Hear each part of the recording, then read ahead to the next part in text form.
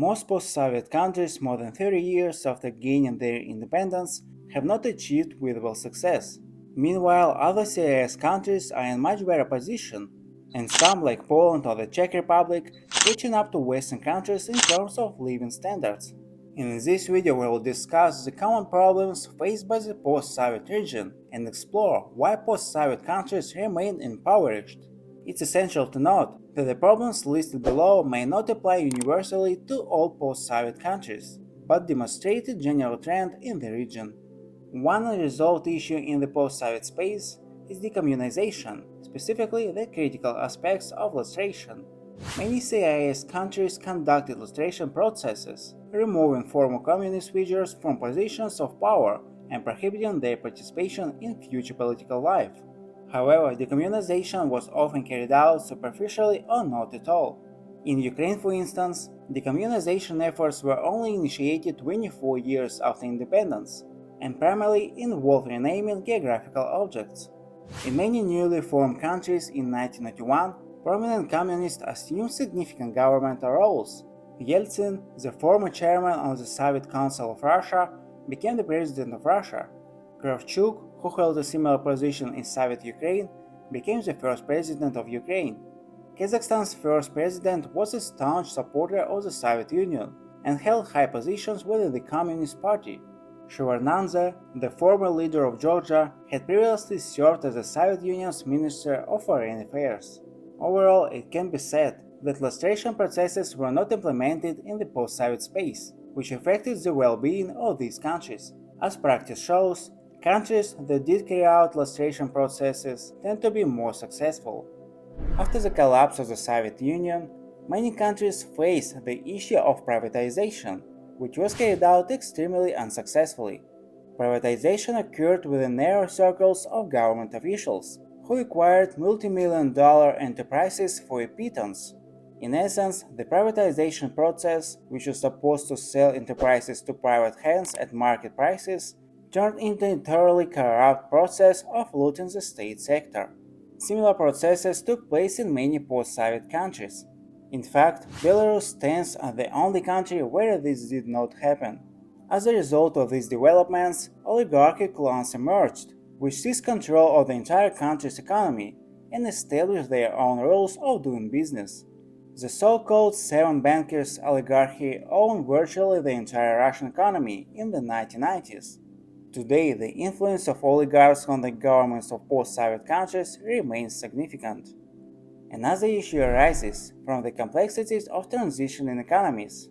Despite gaining independence decades ago, many post-Soviet countries still engage in ineffective state regulation, hindering economic progress and stifling any incentives for growth.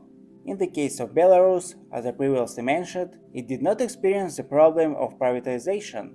However, its powerful state sector has rendered the economy inefficient and entirely non-mobile. Another distinctive characteristic of these countries is the establishment of authoritarian or dictatorial regimes. Most post-Soviet countries remain entangled in their authoritarian past and struggle to break free from it. And so is Putin's Russia, where effectively one person has been ruling for 23 years. Belarus, with Lukashenko at the helm for almost 30 years. Kazakhstan, which until recently was led by Nazarbayev, ruling for 28 years. And many other countries with similar regimes. Dictatorial regimes rarely prove successful, and if they achieve any progress, it's often thanks to foreign aid. The collapse of the Soviet Union was not without military conflicts, which dealt severe blows to the economies of these countries. Moreover, even contemporary conflicts in post-Soviet countries are products of the Union's dissolution. Many nations could not avoid such conflicts. In recent decades, there have been 3 major conflicts in Georgia, 2 wars in Russia, a war in Moldova, conflicts between Azerbaijan and Armenia, a war in Tajikistan, and other military confrontations. It's evident that wars within the territories of these countries do not lead to stability and economic prosperity. Furthermore, some lands remain isolated, and their economic potential remains untapped. Due to ongoing hostilities, many countries are in tense relations with each other, further restricting their possibilities for economic cooperation.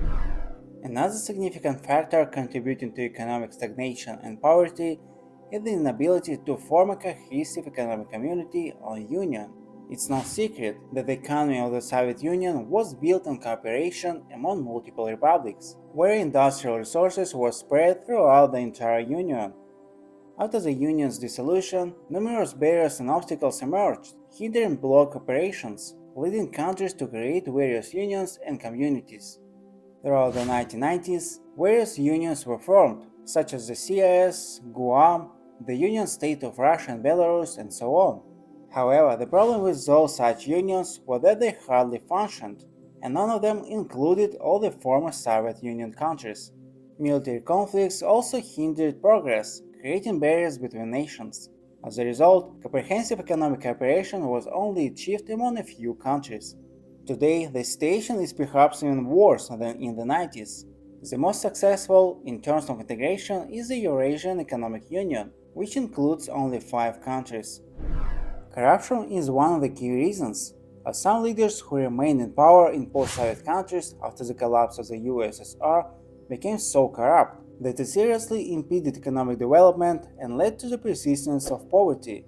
After the dissolution of the USSR, some country leaders found themselves at the helm of new states, and by holding onto their positions for many years, managed to create and consolidate their personal networks of power and influence. As a result, they gained almost unlimited control over the resources and economic structures in their countries. For example, Vladimir Putin, who has remained in power in Russia for many years, has faced accusations of corruption and control over economic assets. His close ties to certain oligarchs and business structures have raised concerns about market openness and equal access to resources for all entrepreneurs. Similarly, in other post-Soviet countries like Belarus or Uzbekistan, long-term rule by leaders has led to the concentration of power in their hands, creating a favorable environment for corruption and inefficient use of economic resources. Corrupt behavior by leaders has resulted in economic reforms, and investments often being directed not for the benefits of the entire population, but to satisfy the personal interest of the ruling elite. This has led to a lack of transparency and fairness in the economy, deterring potential investors and hindering the development of entrepreneurial activity.